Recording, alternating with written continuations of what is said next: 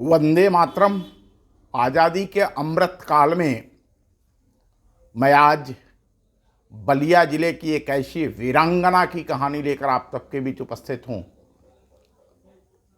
जिनको इतिहास में बहुत कम लोग जानते हैं।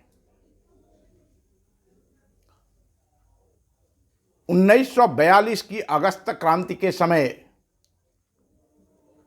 हम सबको पता है कि पूरे भारत में सबसे पहले तत्कालीन संयुक्त प्रांत, जिसे आज उत्तर प्रदेश कहा जाता है, के बलिया जिले की जनता ने महात्मा गांधी जी के कांग्रेस के अहिंसात्मक आंदोलन को छोड़कर बगावत का रास्ता अख्तियार कर लिया था। बलिया जिले की जनता बागी हो गई थी।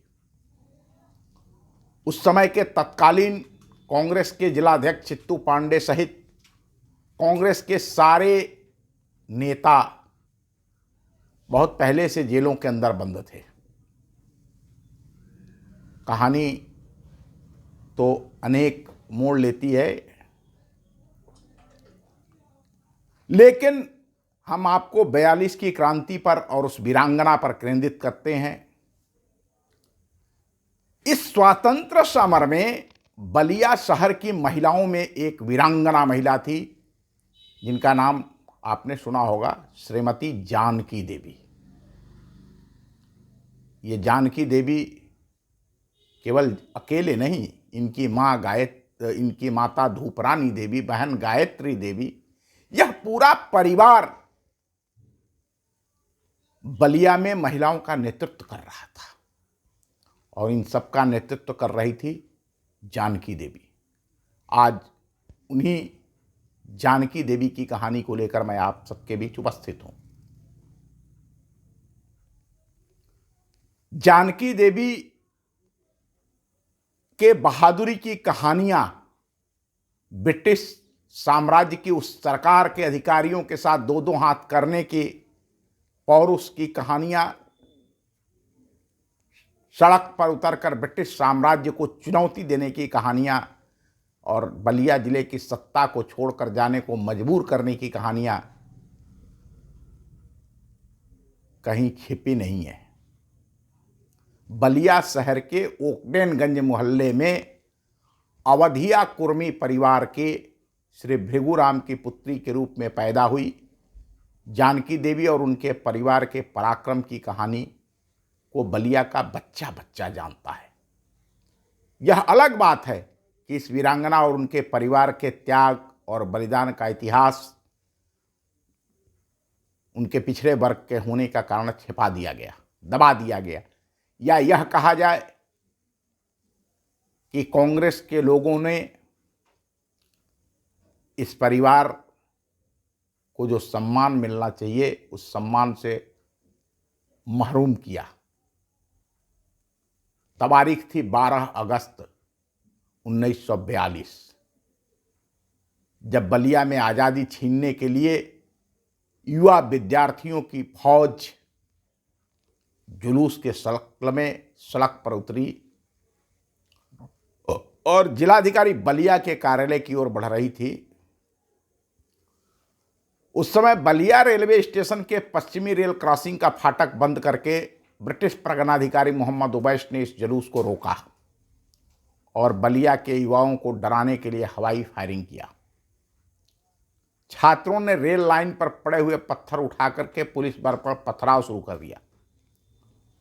पुलिस ने लाठी चार्ज कर और पत्थर मार करके छात्रों को हटाया, लेकिन रात को मेस्टन स्कूल, जिसे अब एलडी कॉलेज कहा जाता है, के हॉस्टल और शहर के विभिन्न मोहल्लों से 50 छात्रों को उठाया गया, जिसमें 30 छात्रों को गिरफ्तार किया गया। बलिया की कोतवाली के अंदर इनको मारा पीटा गया। इसमें कुछ बड़े घरानों के भी बच्चे थे जिनको छोड़ने के लिए पुलिस ने पैसे भी वसूल किया और उन्हें छोड़ा भी। 13 अगस्त को वीरांगना जानकी देवी ने अपनी मां और बहन के साथ महिलाओं का जुलूस निकाला और इस जुलूस को लेकर के वह जजी कचहरी पहुंच गए। जजी कचहरी पहुंचकर इनकी बहन गायत्री देवी ने जजी कचहरी के ऊपर फहरा रहे यूनियन जैक को उतारकर वहां पर तिरंगा झंडा फहरा दिया था। जानकी देवी ने भारतीय मूल के जज साहब को धिक्कारते हुए कहा था कि जज साहब, आप इन छात्रों को जो देश की आज़ादी के लिए जुलूस निकाल रहे थे, इनको तत्काल छोड़ने का आदेश दीजिए। यह हमारे देश की आज़ादी की जंग है और इसमें भारतीय होने के नाते आपको भी हमारा साथ देना चाहिए। जज साहब चुपचाप महिलाओं के इस आक्रोश को देखते रहे, तमाशबीन बने रहे। तब महिलाओं ने अपने हाथों से चूड़ियां निकाल करके और जज साहब के ऊपर फेंकते हुए कहा कि जज साहब, आप इन चूड़ियों को पहनकर घर में बैठिए, इस देश को हम महिलाएं ही आज़ाद करा लेंगी। इसके बाद जानकी देवी के नेतृत्व में निकला यह जुलूस कलेक्ट्रेट कचहरी पहुंचा, जिसकी भनक लगते ही तत्कालीन कलेक्टर मिस्टर जगदीश्वर निगम अपने बंगले पर भाग गए। उस समय कलेक्ट्रेट के अंदर परगना अधिकारी मोहम्मद ओवैस बैठे थे। उनकी अदालत में पहुंच करके और जानकी देवी ने उनको कहा कि आप इस कुर्सी पर बैठने के लायक नहीं है, कुर्सी छोड़ दीजिए।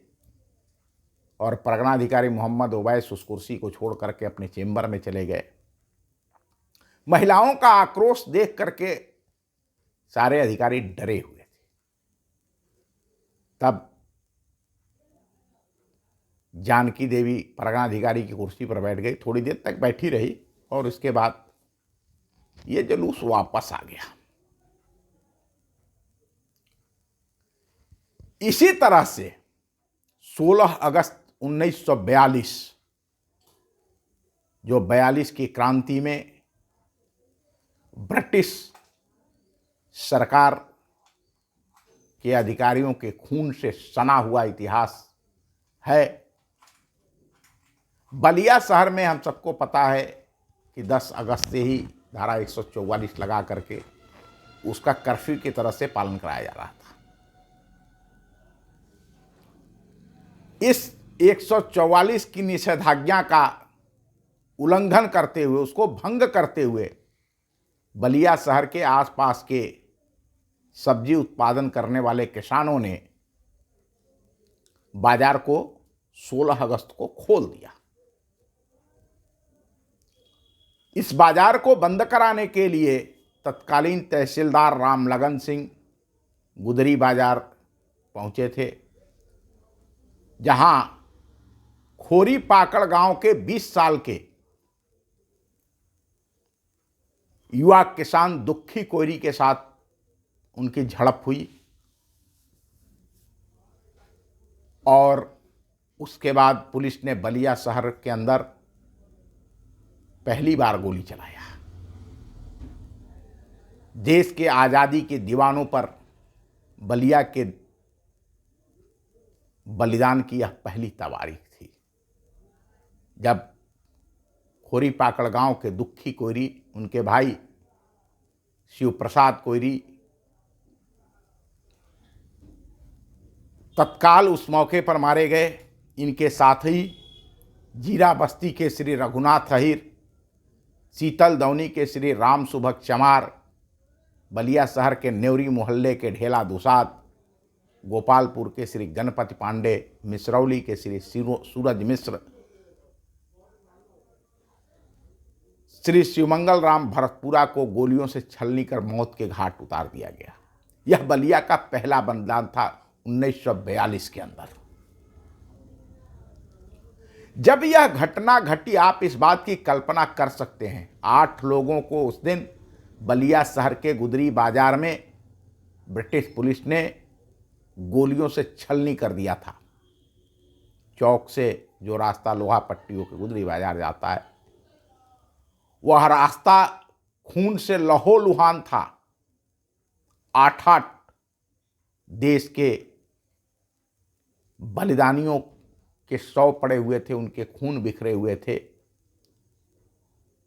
ब्रिटिश पुलिस ने मोहितलाल कारों को बालेश्वर मंदिर के पास भी गोली मारी थी।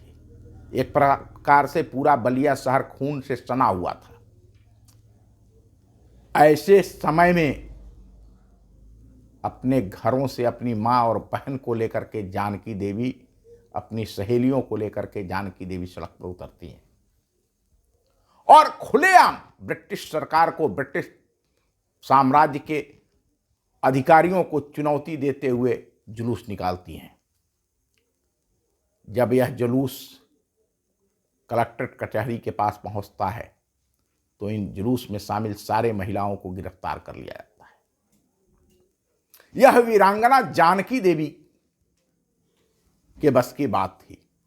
हम सभी जानते हैं कि 1942 के अंदर सबसे पहले आज़ादी छीनने का श्रेय, आज़ादी छीनने का गौरव, अपने पौरुष से आज़ादी प्राप्त कर स्वराज बनाने का गौरव बलिया जनपद को प्राप्त है। इसके बाद इस देश के अंदर पश्चिम बंगाल के मिदनापुर के लोगों ने विद्रोह किया, महाराष्ट्र के सतारा के लोगों ने विद्रोह किया और सत्ता छीन करके स्वराज की सरकार बनाई। हमारे यहाँ धोखाधड़ी हुई।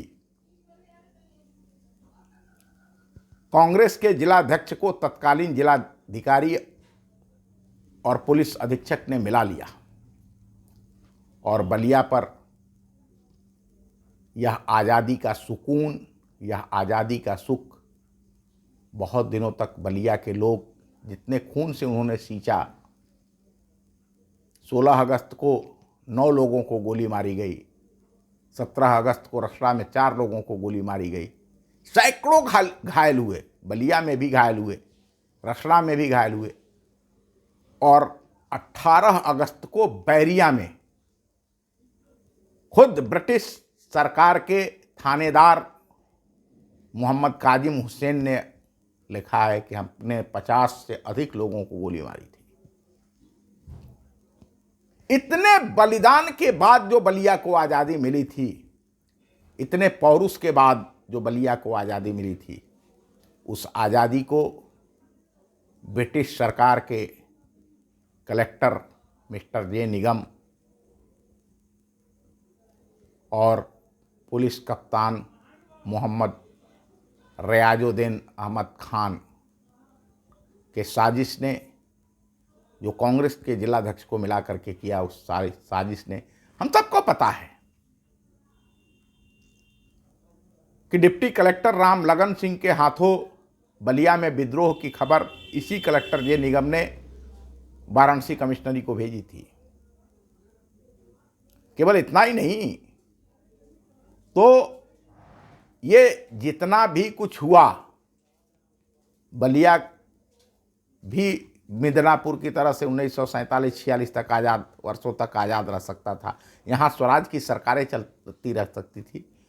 लेकिन कांग्रेस के लोगों ने, जो उस समय के कांग्रेस के नेता थे, वो अपने को अहिंसावादी दिखाने के लिए,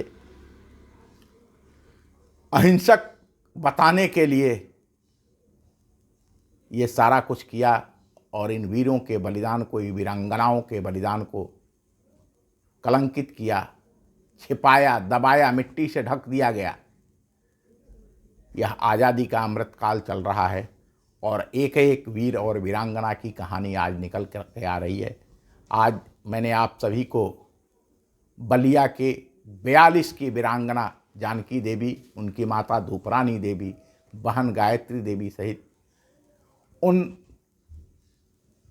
दर्जन भर से अधिक वीर महिलाओं की कहानी बताई। यह वीडियो आपको कैसा लगा? अगर आपको अच्छा लगा तो इसे पसंद करिए, इसे साझा करिए और अपनी प्रतिक्रिया से कमेंट बॉक्स में हमें अवगत कराइए। बहुत बहुत धन्यवाद। वंदे मातरम। नमस्कार।